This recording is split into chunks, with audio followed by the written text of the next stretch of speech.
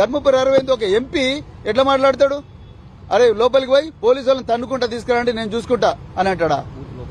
Booth లోపలికి పోయి police వాళ్ళని తన్నుకుంటా తీసుకురాబోండి నేను చూస్తా అంటాడా? ఒక సిట్టింగ్ ఎంపీ నేను పోలీసు వాళ్ళని తన్నుకుంటా తీసుకురండి అంటే ఇంకా ఎక్కడున్నది లా అండ్ ఆర్డర్? కేసీఆర్ గారి హయాంలో ఇట్లాంటివి ఎప్పుడు కూడా జరగలేదు. కేసీఆర్ గారు పోలీసు శాఖ ప్రతిష్ట పెంచిండ్రు. పోలీసు శాఖలో వేలాది మంది మహిళలను పురుషులను అర్హులైన వాళ్ళందరినీ కూడా గొప్పగా రిక్రూట్ చేసి వాళ్ళందరికీ ప్రపంచ స్థాయి తర్ఫీదు ఇచ్చి వాళ్ళందరికీ గొప్పగా ఒక 700 కోట్ల రూపాయలు పెట్టి అత్యాధునిక సదుపాయాలు కమాండ్ అండ్ కంట్రోల్ సెంటర్ పెట్టిండు. అదేవిధంగా పెట్రోల్ వెహికల్స్ ఇచ్చిండు. 10 లక్షల సీసీటీవీ కెమెరాలు ఇచ్చిండు. షీ టీంలు పెట్టిండు. ఎన్నో కార్యక్రమాలు చేసి పోలీసు శాఖ ప్రతిష్టను పెంచితే రేవంత్ రెడ్డి ముఖ్యమంత్రి అయి హోంమంత్రి కూడా తనే అయ్యి తన ప్రతీకార వాంఛ కోసం సిట్టు మీద సిట్టులు ఏర్పాటు చేస్తూ ఇష్టం వచ్చినట్టు పోలీస్ శాఖను వాడుకుంటున్నాడు. మళ్ళీ ఇప్పుడు వాళ్ళ ఎమ్మెల్యేలతోనే అదే పోలీసుల మీద దాడి చేయిస్తా ఉన్నారు.